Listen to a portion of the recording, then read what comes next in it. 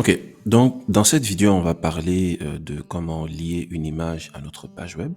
Donc on ne parle pas en fait dans un HTML, on parle pas d'insérer une image. On ne dit pas insérer, on dit plutôt lier une image faite à notre page web. Donc on va voir comment est-ce qu'on fait ça, quelle balise est utilisée pour ça. Mais juste avant, je vais vous montrer un site où moi je vais des fois pour prendre certaines images et puis les relier, les lier au fait à mes pages, les sites sur lesquels je travaille.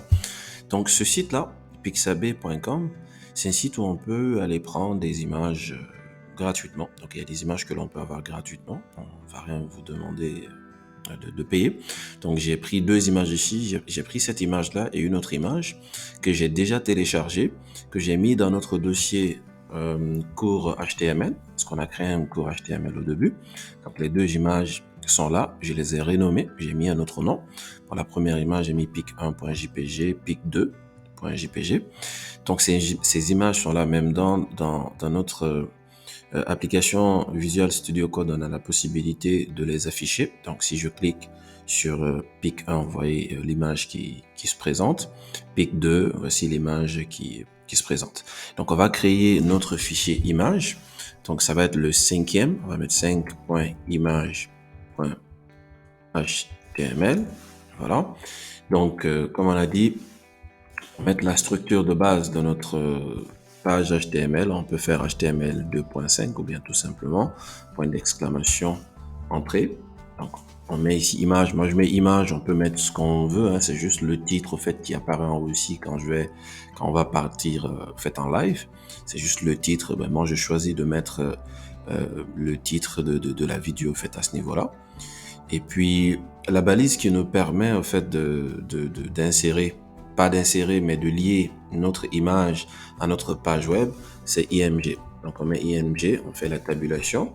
Donc la première chose qu'on remarque ici, c'est que c'est un élément qui n'a pas de balise fermante. Donc avec les liens, par exemple, ou bien les titres ou les paragraphes, quand on a vu les paragraphes, on a dit que c'est P, on fait la tabulation. Donc on voit qu'il y a une partie, une balise ouvrante et puis on a une balise fermante, ce qui n'est pas le cas pour l'image. L'image, tout ce qu'on a, c'est le tag IMG et à l'intérieur, on a deux attributs. Donc on a l'attribut CRC qui veut dire la source. Quelle est la source de l'image? Donc l'image peut provenir de, par exemple, notre dossier ici, comme dans notre cas. Donc là, c'est considéré comme une URL qui est relative, comme on a vu au niveau des liens. Donc là, c'est une URL relative. Maintenant, si on prend une image sur Internet et que l'on ne télécharge pas dans notre dossier, genre on vient sur cette image, on copie l'adresse du lien et qu'on met l'adresse au niveau de la source, là, dans ce cas, on utilise une URL qui est absolue. D'accord? Donc le ALT, c'est pourquoi? C'est pour le texte alternatif. C'est-à-dire que si notre image ne s'affiche pas, quel est le texte que je veux qu'il s'affiche? D'accord? Donc voilà, ça peut être important par exemple pour des personnes non-voyantes qui ne voient pas, donc ils vont pas voir l'image, mais la description que l'on va mettre ici va leur aider à comprendre qu'est-ce qui se trouve à cet emplacement-là, qu'est-ce qui se trouve à cet endroit-là.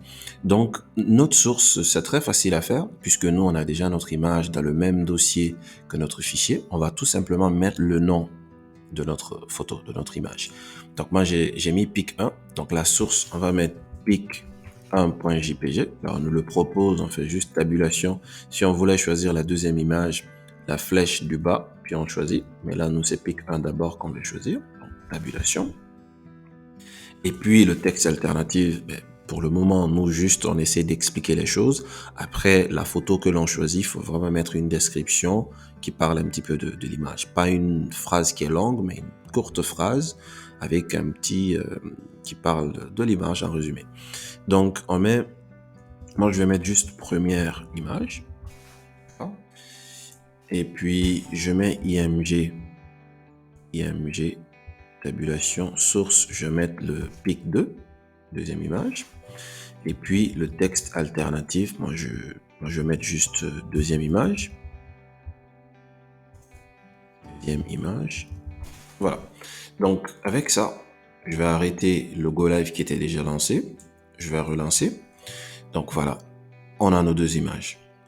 on a nos deux images. Quand on vient dans le navigateur, qu'on agrandit le navigateur, on voit que les deux images sont là, mais occupent vraiment une dimension très grande. Donc, ce qu'on va faire, c'est qu'on a la possibilité de redimensionner ça, donner des tailles convenables ou des tailles que l'on veut pour nos images. C'est ce qu'on va voir dans la partie suivante.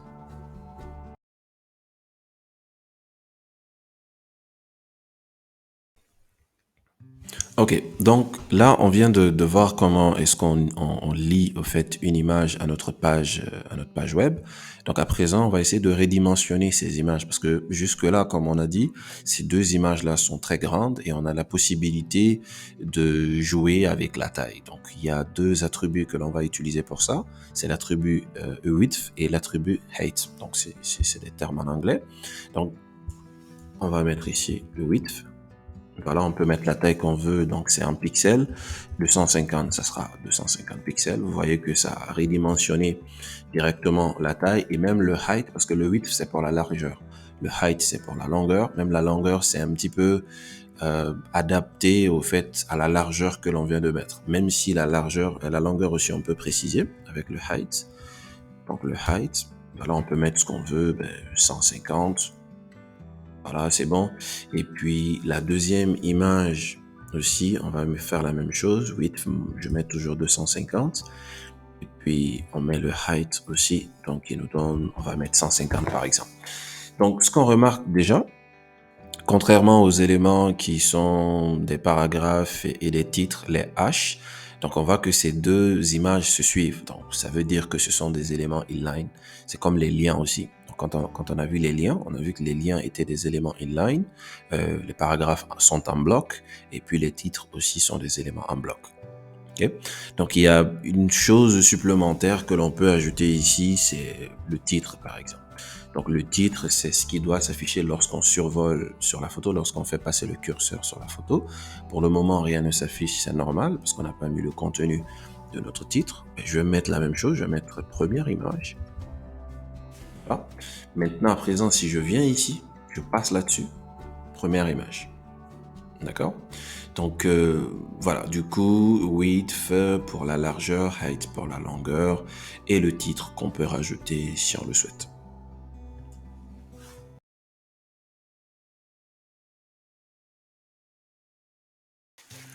Ok, donc à présent, on va essayer de voir qu'on peut utiliser les liens et les images, c'est-à-dire que en même temps, on peut utiliser une image comme étant un lien. C'est-à-dire qu'on met une image et dès que le visiteur de notre page web ou de notre site web appuie sur l'image, ça peut lui envoyer par exemple vers une autre page ou vers un autre endroit, quelque chose où on veut que en fait, l'utilisateur ou le visiteur soit référé. Donc comment on fait ça? Donc, puisque c'est un lien, d'abord on met la balise, le tag A, donc la balise ouvrante fermante. Donc, disons que moi je veux le rediriger vers 4 points. Je mets 4.lien.html. Donc, je veux que l'image que je vais mettre à l'intérieur ici, le contenu de notre élément lien, l'image que je vais mettre à l'intérieur, lorsque la personne va cliquer sur cette image, je veux que il soit redirigé sur la page 4.lien.html.